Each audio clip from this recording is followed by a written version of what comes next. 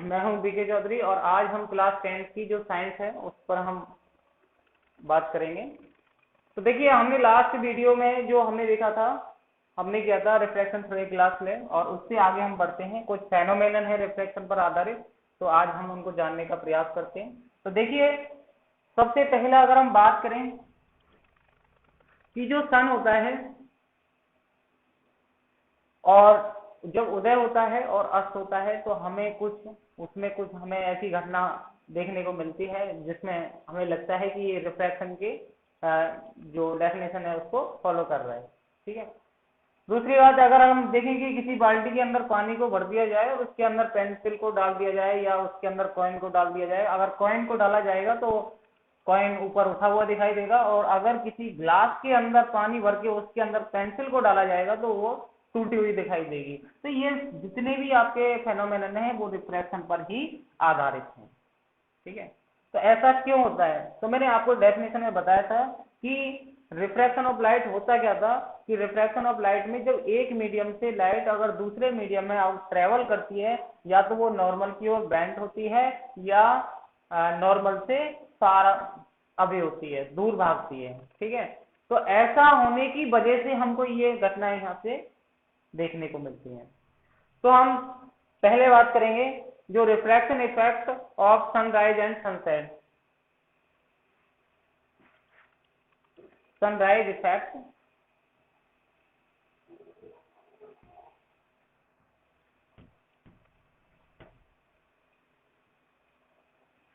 Effect of sunset of sunrise and sunset. ठीक है। तो देखो, हम सबसे पहले इसकी बात करेंगे। ठीक है। पूछा भी गया है हमारे एग्जाम में, क्या होता है भाई। तो देखिए, जब सूर्य उदय होता है और क्या होता है, देखो जब मॉर्निंग के टाइम हम देखते हैं कि जो उसकी जो टाइमिंग है, ठीक है, वो एक्चुअल जो टाइमिंग है उससे 2 मिनट पहले वो हमें दिखाई दे जाता है। ठीक है। और जब अस्त होता है तो उसके बाद 2 मिनट तक हमें दिखाई देता है। तो ऐसा क्यों होता है, उसका रीजन जानने का हम यहाँ से प्रयास करेंगे। ठीक है। तो देखिए, अगर हम बात करें कि यहाँ पर मान के चलो कोई ये हमारी कोई अर्थ है। ठीक है। और ये हमारा यहाँ पर हम इस तरीके से बना रहे हैं।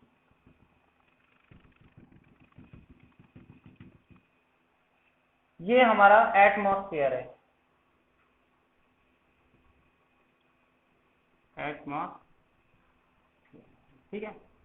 तो यहाँ से इस तरीके से मैंने डॉट बनाया हुआ है। ठीक है। तो ये हमारा क्या है, एटमॉस्फेयर। अब यहाँ पर कोई मान के चलो ऑब्जर्वर खड़ा हुआ है, तो ऑब्जर्वर हमने यहाँ से इस तरीके से मान लिया, ये हमारा कोई ऑब्जर्वर है। ठीक है। तो देखिए, यहाँ से अगर हम बात करें कि इसकी जो सरफेस है वो यहाँ पर इसका हॉरिजॉन्टल ये है। ठीक है। अब यहाँ बैठा हुआ कोई भी ऑब्जर्वर है तो उसको सन कब दिखाई देगा, जब यहाँ सन इस तरीके से यहाँ इस तरीके से आए। ठीक है। तो यहाँ से ऑब्जर्वर उसको देख सकता है। ठीक है। यहाँ बैठा हुआ है इसकी सतह पर, लेकिन नीचे होने के बाद भी सन हमारा यहाँ पर इस तरीके से, लेकिन फिर भी हमें ऐसा लगेगा, मैंने कहा ना 2 मिनट पहले, हमें उदय होने से पहले 2 मिनट पहले ही हमको वो दिखाई देने लगेगा। मतलब ऐसा क्यों हुआ? तो देखो, यहां से कोई भी अगर इस तरीके से एटमॉस्फेयर पर इस तरीके से होगी, देखो यहां से इस तरीके से। ठीक है। तो इसको, इस रे को इस तरीके से जाना चाहिए था। ठीक है। ध्यान से सुनना मेरी बात। ठीक है। इस यहां से निकलने वाली रे यहां से इस तरीके से इसको जाना चाहिए था, लेकिन ऐसा नहीं होगा। ठीक है। क्योंकि एटमॉस्फेयर में बहुत सारी परतें होती हैं। ठीक है। तो इसकी ऑप्टिकल डेंसिटी बहुत ज्यादा हो जाती है, जिसकी वजह से ये रेस सीधी जाने की बजाय उन परतों से जैसे ये पासिंग होती है तो उस समय ये नॉर्मल की ओर बेंड होती है। तो मैंने बताया था आपको कि जब रेयर मीडियम से और डेंसर मीडियम के अंदर अगर कोई रे इंसिडेंट कराई जाएगी तो वो नॉर्मल की ओर बेंड होगी, यही बताया था मैंने आपको। तो यहाँ भी जब ये एटमॉस्फेयर में बहुत सारी परतें हैं तो इसमें जैसे ही एंट्री करेगी तो ये नॉर्मल की ओर इस तरीके से आने का प्रयास करेगी। अभी मान के चलो दूसरी यहां से निकाली और इस तरीके से, तो अगर हम देखें कि यहां पर इस तरीके से ये नॉर्मल की ओर आने का इसने प्रयास किया और इसने भी नॉर्मल की ओर, तो इनको अगर पीछे बढ़ाया जाएगा, अगर जो यहां पर नॉर्मल की ओर बैंड हुई है तो इनको अगर पीछे की ओर बढ़ा करके देखेंगे तो हमारा जो सन है वो यहां दिखाई देगा। ठीक है, इस तरीके से मतलब क्या निकला कि जो ये घटना है वो रिफ्रैक्शन पर आधारित है। जब रे एक मीडियम से दूसरे मीडियम में एंटर करती है तो उसका डेविएशन हो जाता है, या तो वो नॉर्मल की ओर बेंड होती है या नॉर्मल से दूर हटती है। तो यहां वो वैक्यूम मीडियम से और या रेयर मीडियम से वो एक डेंसर मीडियम के अंदर उस रे का रे जो है वो एंट्री कर रही है। ठीक है, तो ऐसा हमें इस वाले स्थिति से हमें देखने को यहाँ से मिल रहा है। ठीक है, तो देखिए हम क्या यहाँ से लिख पाएंगे इसके बारे में थोड़ा सा हम चर्चा कर लेते हैं। ठीक है, the sun is visible to us sunrise and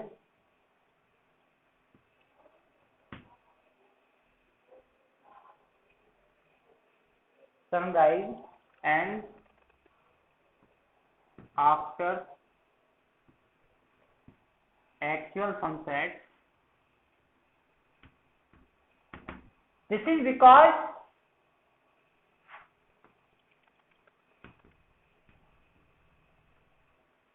refraction this is because atmospheric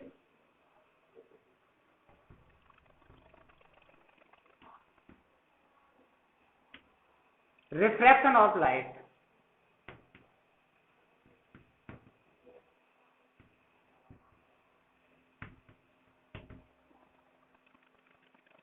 मतलब क्या निकला, the sun is visible to a sunrise and after actual sunset. This is because atmospheric refraction of light. ठीक है,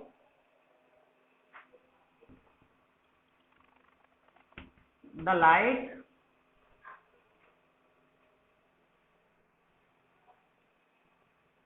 from the sun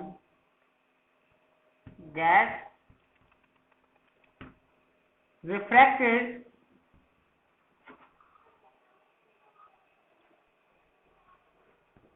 by the atmospheric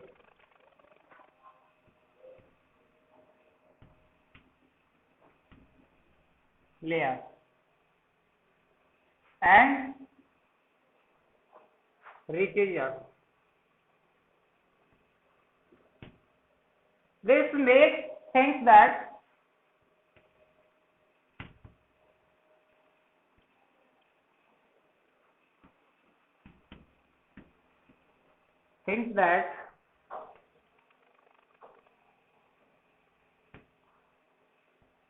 the light is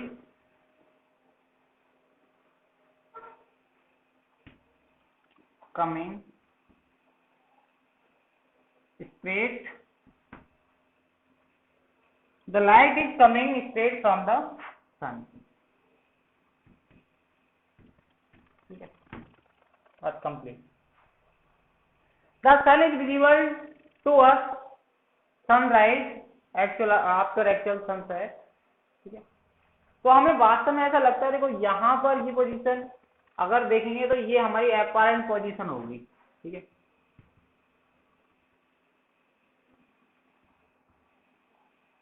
position of sun, apparent position of sun, ठीक है। बाकी देखो स्थिति में क्या है, सन यहाँ पर है, बात समझना, सन यहाँ पर है, ठीक है, लेकिन हमें दिखाई कहाँ दे रहा है, यहाँ दे रहा है, ठीक है। कंपेयर करो, अगर किसी आप प्रैक्टिकल कर सकते हो, अब सन से तो आप कर नहीं सकते, ठीक है, क्योंकि अब आप यदि आप देखना चाहें, अगर किसी ग्लास के अंदर किसी कॉइन को डाल करके देखें या बाल्टी के अंदर पानी भर के उसके अंदर कॉइन डाल करके देखें, तो आपको लगेगा कि जो कॉइन है या उसका जो तल है, नीचे वाला जो नीचे वाली सरफेस है बकेट की, वो ऊपर उठी हुई दिखाई देती है, ठीक है।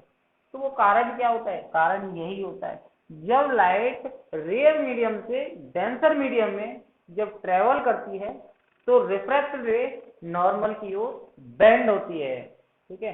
तो मैंने बताया कि यहाँ से चलने वाली जो कोई भी लाइट होगी, तो इस एटमॉस्फेयर जो एटमॉस्फेरिक लेयर है उसके अंदर जैसे ही वो प्रवेश होगी तो वहां से उसका रिफ्लेक्शन स्टार्ट हो जाएगा, ठीक है। और यहां तक जो ऑब्जर्वर खड़ा है उसकी आंख तक पड़ेगी, आंख तक पड़ने के बाद फिर क्या होगा कि अगर उसको पीछे बढ़ा करके देखें तो हमें लगेगा कि दोनों रे जो यहाँ से निकल के आ रही हैं, बहुत सारी रे निकल के आएंगी यहाँ से, ठीक है, वो रिफ्रैक्टेड होकर के यहाँ से रिफ्रैक्टेड होंगे नॉर्मल की ओर, नॉर्मल से अगर उनको पीछे की ओर बढ़ा करके देखें तो उनकी पोजीशन कुछ यहाँ आएगी, ठीक है। इसलिए हमें ऐसा लगेगा कि जो सन है वो उगने वाला था, मान के चलो मॉर्निंग में, अगर कोई भी XYZ अपन मान लेते हैं, ठीक है, ये अपना कोई भी कंसेप्ट नहीं है, मान के चलो वो 5:45 पर या 6 इस पर वो उगने वाला था, लेकिन देखा कि 6 से पहले ही 5:58 पर ही उग गया, है ना। और वो अस्त होने वाला था मान के चलो 6 पर भी, और लेकिन वो 6 से 2 पर भी दिखाई दिया। इसका मतलब क्या, इसका मतलब ये है कि उससे 2 मिनट पहले और उससे 2 मिनट बाद ऐसी पोजीशन जो बनती है वो हमारे किस पर डिपेंड करती है, रिफ्रैक्शन ऑफ लाइट पर, ठीक है। तो ये फेनोमेनन हमारे लिए बहुत काम का है, ठीक है। इससे हमारी वास्तविक स्थिति निकल के आती है कि हमारी ऐसी स्थिति हमारी प्रकृति में क्यों होती है, ठीक है। पेंसिल का उसमें भी देखो, अगर हम यहां से बात करें, यहां किसी भी ग्लास के अंदर अगर पानी को, वाटर को फिल कर दिया जाए किसी कंटेनर के अंदर, तो हम देखेंगे कि यहां से सिक्का डाला था यहां पर, लेकिन दिखाई यहां दे रहा है वो। तो ऐसा क्यों, क्योंकि यहां भी तो रेयर मीडियम से डेंसर मीडियम में कोई लाइट एंटर कर रही है, ठीक है। और जहां ऐसी स्थिति होगी वहां तो आपको अपैरेंट पोजीशन उस ऑब्जेक्ट की दिखाई देगी, ठीक है। तो यहां से एक बार और चर्चा कर लेते हैं। The sun is visible to us sunrise and after actual sunset, this is because atmospheric refraction of light. इसका जो मेन जो आपका आंसर है वो क्या है, क्या है इसका, एटमॉस्फेरिक रिफ्रैक्शन ऑफ लाइट, ठीक है। इसके बाद the light from the sun, the light from the sun gets refracted, the light from the sun gets refracted by the atmospheric layers and reaches us, तभी तो पहुंचती है, यहां से उसका रिफ्रैक्शन होता जाएगा और तब तक उसके बाद लास्ट मंथ में वो हमारे आंख के रेटिना पर पड़ेगी। इसके बाद this makes us think that the light is coming straight from the sun, ऐसा लगेगा कि वो सीधे ही किरण वो कहां से आ रही है, यहाँ से देख रहे हैं आप कि यहाँ से सिर्फ सीधी आ रही थी, देखो यहाँ से इस तरीके से है और इस तरीके से गई, लेकिन इसको तो थोड़ा सा पीछे बढ़ा करके देखेंगे सन कहाँ दिखाई देगा हमें, यहाँ से। तो ऐसा लगेगा कि वो रे जो है वो एक सीधी आ रही है सन से, है ना। तो ऐसी स्थिति हमारे यहाँ पर एक फेनोमेनन हो जाता है। तो अगर आपसे बोर्ड एग्जाम में कोई भी फेनोमेनन पूछा जाता है, ठीक है, रिफ्रैक्शन का, तो आपका आंसर ही वही होगा कि रिफ्रैक्शन, ठीक है। पूछा जाता है कि किसी भी पेंसिल को, अभी ये बताया था मैंने आपको थोड़ी देर पहले कि किसी भी पेंसिल को अगर वाटर के अंदर रखा जाए, किसी कंटेनर में अगर उसको रख दिया जाए तो क्या होगा, वो पेंसिल टूटी हुई दिखाई देगी। इसका रीजन क्या होगा, इसका रीजन ही ये होगा क्योंकि वो एयर मीडियम, वैक्यूम मीडियम से डेंसर मीडियम के अंदर ट्रेवल कर रही है। ठीक है, तो आप बात करते हैं हम सेकंड, यहां से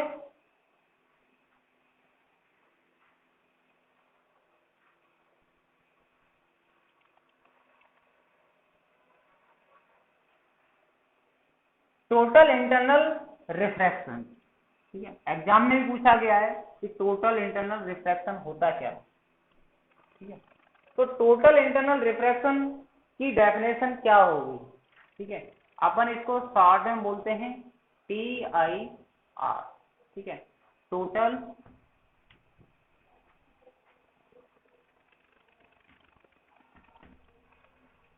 इंटरनल रिफ्रैक्शन।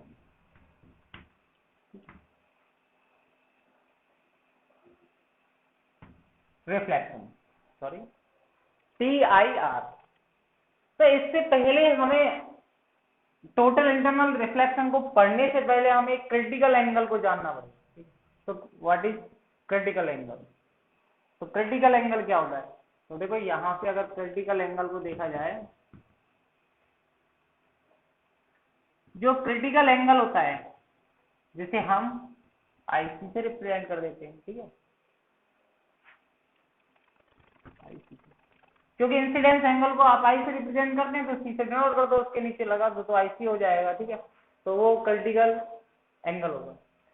तो देखो क्रिटिकल एंगल क्या होता है, what is critical angle, the angle of incidence, the angle of incidence at which the angle of refraction,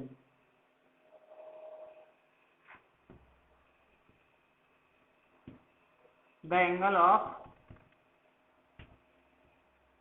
incidence at the angle of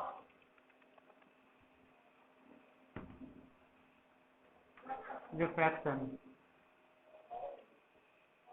90 degree is called critical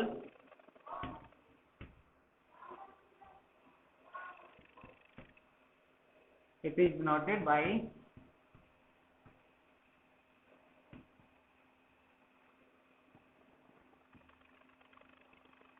IC।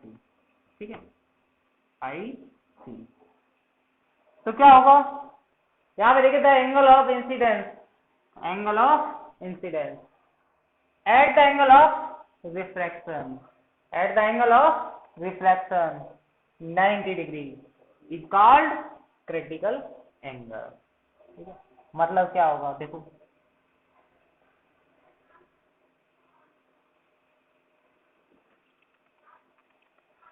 अभी यहां पर मान के चलो यहां पर आपका डेंसर मीडियम है,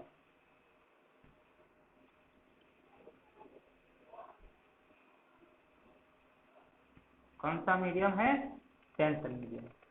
यहां कौन सा मीडियम है,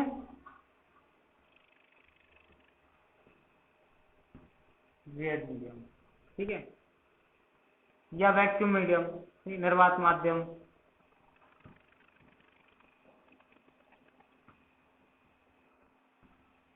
ठीक है, अपन इसको बोल सकते हैं निर्वात माध्यम।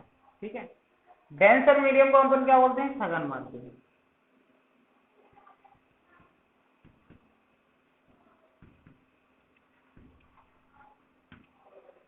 सघन माध्यम। तो देखिए यहां से ये आपको पता है, इसको आप बोलते हो नॉर्मल। ठीक है, जिसको हिंदी में अभिलंब बोला जाता है।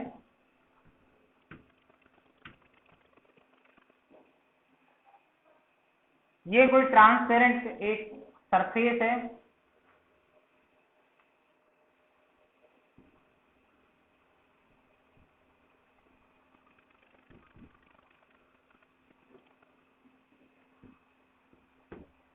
सरफेस है, ठीक है। तो यहाँ पे देखो मैंने मान के चलो यहाँ पर कुछ डेंसर मीडियम इस तरीके से है, मैं यहाँ पर थोड़ा सा नोट कर रहा हूँ इसको। अब मैंने यहाँ से मान के चलो इसको रे को इंसिडेंट कराया, ध्यान देना इस तरीके से, है ना। तो इस रे को इस तरीके से जाना चाहिए था, लेकिन ये कुछ इस तरीके से नॉर्मल से दूर हटने का प्रयास करेगी। क्यों? क्योंकि जब डेंसर मीडियम से रेयर मीडियम में लाइट अगर एंटर करती है तो वो नॉर्मल से कहाँ, नॉर्मल से दूर भागने का प्रयास करती है, ठीक है। तो देखो यहाँ से देखा हमने कि इस तरीके से हो गई है ना। तो थोड़ा सा इमेजिन करो कि वो अगर रे इस तरीके से, और इसको थोड़ा सा देखो, मैं 2 डिस्टेंस यहाँ से ले रहा हूँ, ठीक है। अभी मैं इस रे को, ध्यान देना, इस रे को थोड़ा सा ऐसे घुमाता हूँ तो वो रे कैसे हो जाएगी, इस तरीके से। मतलब मेरी बात समझ में आ रही है कि किस तरीके से मैं आपसे कहने का प्रयास कर रहा हूँ कि देखिए, अगर कोई भी रे इस तरीके से, अगर मैं इस रे को, अगर मैं इस तरीके से बढ़ाता हूँ, यानी कि मैं मान के चलो उस रे को यहाँ से इस तरीके से बढ़ाने का प्रयास करता हूँ, तो ये रे कहाँ आने का प्रयास करेगी, यहाँ पर। तो रिफ्रैक्टेड रे की जो स्थिति है वो कितने डिग्री की हो जाए, 90 डिग्री की हो जाए। मतलब क्या निकला कि देखिए, अगर मैंने यहाँ पर दूसरा फिगर ले लिया, ठीक है, ये ए फिगर है और ये बी फिगर, अभी जो रे है ना वो मैंने और बढ़ा दी इस तरीके से। अब इसको जाना चाहिए था इस तरीके से, लेकिन वो ऐसे ना जा करके वो ऐसे जाने का उसने प्रयास किया, ठीक है। तो इसको मैं आई यानी कि इंसिडेंस जो रे है, और ये कौन सी है, रिफ्रैक्टेड रे, रिफ्रैक्टेड। इसने नॉर्मल के साथ जो एंगल बनाया है, इस रिफ्रैक्टेड रे ने जो नॉर्मल के साथ जो एंगल बनाया है वो कितने डिग्री का बनाया है, 90 डिग्री का।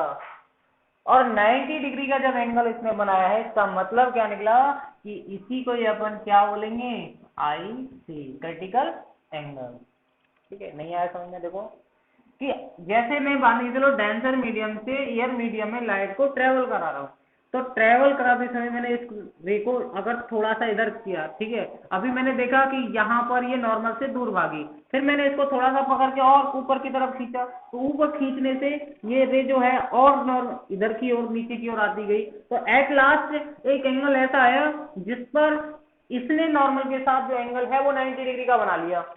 तो इसी एंगल को अपन क्या बोलेंगे, क्रिटिकल एंगल, ठीक है। क्या बोलेंगे इसको, क्रिटिकल एंगल, ठीक है। पूछा जाता है what is critical angle, 1 number की डेफिनेशन पूछ ली जाती है, तो क्या होता है। इसके बाद बात करते हैं हम टोटल इंटरनल रिफ्लेक्शन की, ठीक है। तो what do you understand by TIR, ठीक है। ऐसा हमसे वो एग्जाम में क्वेश्चन यहाँ से पुटअप कर लेता है। तो देखिए, टोटल जो इंटरनल रिफ्लेक्शन होता है वो क्या होता है,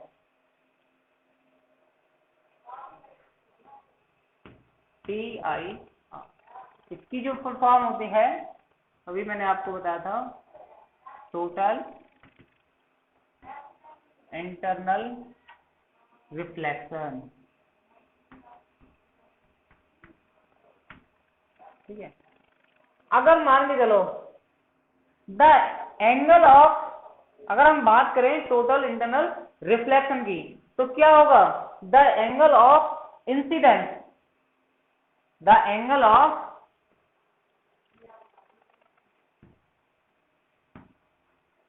incidence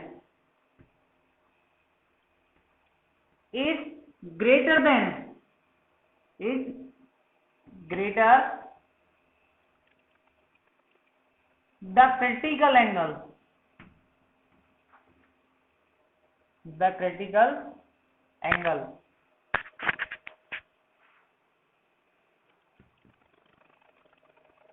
then the refracted, then the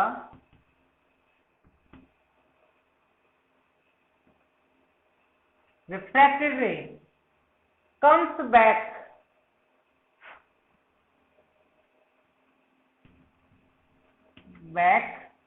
into the same medium, into the same medium. The phenomenon is called,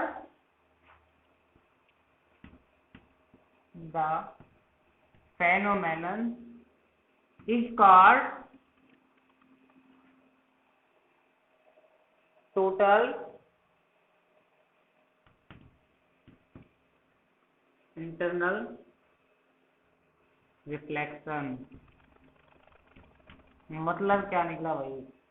ठीक है, अगर incidence angle of incidence is greater the critical angle, then the refracted ray comes back into the same medium. तो देखिए कैसे, अगर हमने यहां पर ये फिगर बनाया, ठीक है, ध्यान से देखना,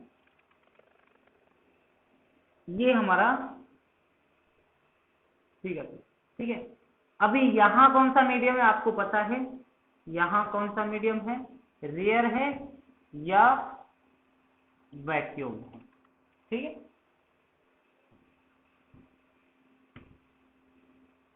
ठीक है, निर्वात माध्यम, हिंदी में आप याद रखिए कौन सा माध्यम होता है, निर्वात।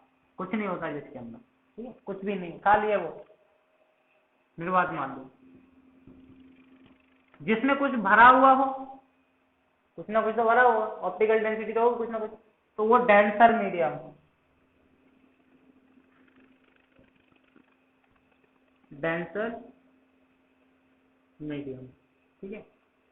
अब मेरी बात सुनो, मैंने अभी क्रिटिकल एंगल बताया था, ठीक है, तो मैंने डेफिनेशन में क्या लिखा, देखो जो डेफिनेशन में लिख रहा हूँ वही चीज मैं आपको यहाँ से समझाने का प्रयास कर रहा हूँ। The angle of incidence is greater the critical angle, the incidence, मान के चलो, सपोज करो यहां पर आपका इस तरीके से था, ठीक है, अभी मैं इसको साफ करूं, इस तरीके से उस रे को जाना चाहिए था, ठीक है, लेकिन ऐसे नहीं गई, वो इस तरीके से गई, बात समझे। फिर हमने थोड़ा सा इंसिडेंस एंगल को थोड़ा सा और बढ़ा दिया था, क्या हो गया था, क्रिटिकल। यहां तक तो स्थिति है ये, लेकिन अब देखो इसके बाद, क्योंकि जब क्रिटिकल एंगल तो है ही है, लेकिन उससे ज्यादा इंसिडेंस एंगल हो, तो इंसिडेंस एंगल मैंने इस तरीके से बनाया, ध्यान देना, ठीक है, इस तरीके से।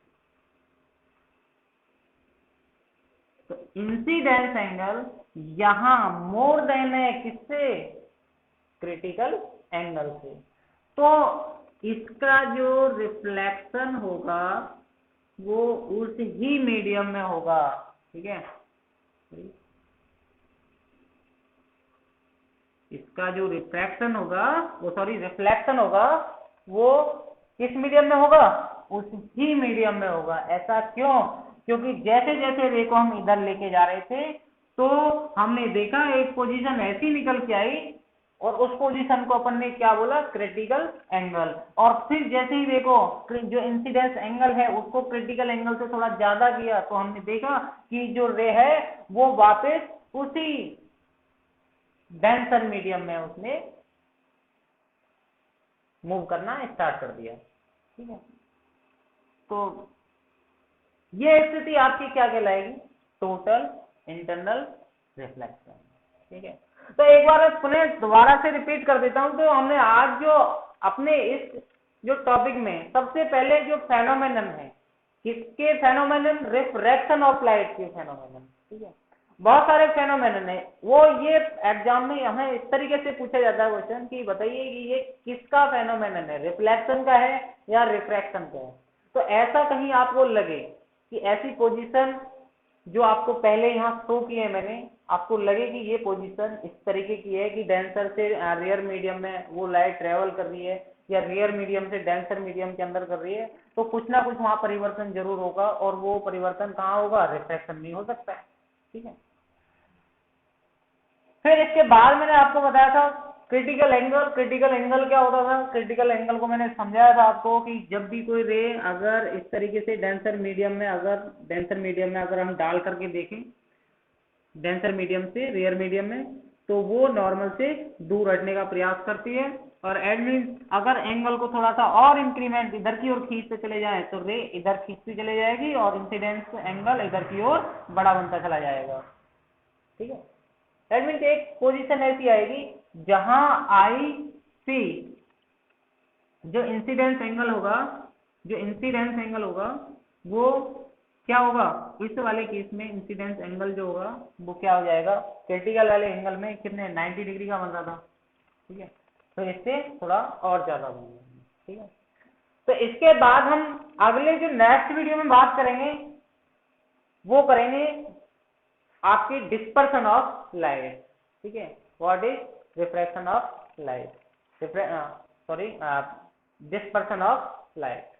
तो डिस्पर्सन ऑफ लाइट क्या होता है, उसके फेनोमेनन क्या है। ठीक है, मोस्टली कभी कभी क्या है फेनोमेनन सीधे सीधे वो दो नंबर के वो डाल देता है। बाकी इस जो चैप्टर में से जो क्वेश्चन हर साल निकल के आते हैं वो 2 या 3 भागों में उसको डिवाइडेशन कर देता है। एक इमेज फॉर्मेशन करवा लेता है, तो किसी की डेफिनेशन पूछ लेता है, या किसी की ग्लास जो ग्लास स्लेब है उसका फिगर पूछ ले। इस तरीके से वो क्वेश्चन को आपको एग्जाम के अंदर रखते हैं।